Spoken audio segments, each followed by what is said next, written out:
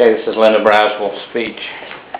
I'm getting the picture just for a minute to show that there are 3 witnesses as required.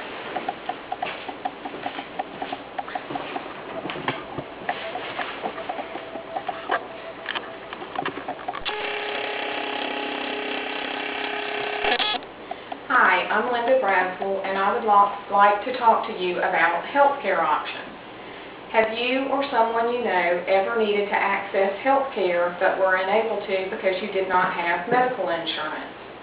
Thanks to the Affordable Care Act, many young adults aged 18 to 26 are now eligible to remain on their parents' health insurance whether or not they're full-time students. This did allow a lot of people who were previously uninsured to have insurance. However, there are still many who are uninsured. I work for a federally qualified community health center. A federally qualified community health center is designed specifically to provide health care to those who are uninsured or underinsured. An underinsured person would be someone who has health care with high deductibles or only some services are covered, such as inpatient care only. There are several of these centers throughout the United States. We are located in 7 counties. We have facilities in Bullock, Candler, Emanuel, Montgomery, Tattnall, Toombs, and Treatland counties. We try to do as much health care within our office as we can. We do IVs, we can do EKGs, we do injections, immunizations, inside labs, and labs that need to be sent out to a reference lab. Pretty much anything that we can do within our 4 walls, we do for $25. To qualify for our program, the first visit, you come in and you do what we call a self-declaration. If you have to have another visit within a year, we do have to have financial documentation to keep on file showing that you qualify for our program. We do allow the self-declaration once every year. Some other areas that you can access health care would be the health department. A health department basically would be where you go for immunizations and maybe birth control options.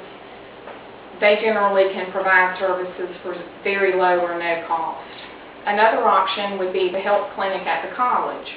A lot of the services the clinic provides are also at no charge. However, you do need to be careful that you check out if there's a fee for the service that you're having done. My daughter went to the clinic at the University of Georgia thinking that she would have a free visit, and it wound up costing her $75. You could also seek care at a private physician's office. Generally, a private physician's office is going to be somewhat expensive. An office visit that you think may cost $75, if anything other than the face-to-face visit with the physician is done, there are going to be additional fees. It's not unusual for an office visit to be between $200 and $400, depending on lab work. The absolute last place you would like to seek care would be the emergency department of a hospital. The emergency department is an excellent service for those who need it.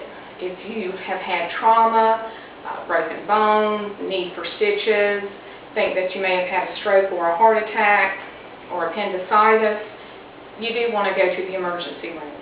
That's what they're there for. However, I have a niece who thought she was having an appendicitis attack, went to the emergency room.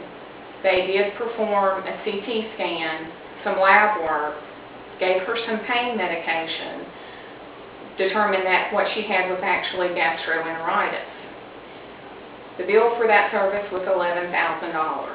Thankfully, they did have health insurance, but they still wound up paying about $2,500 out of pocket.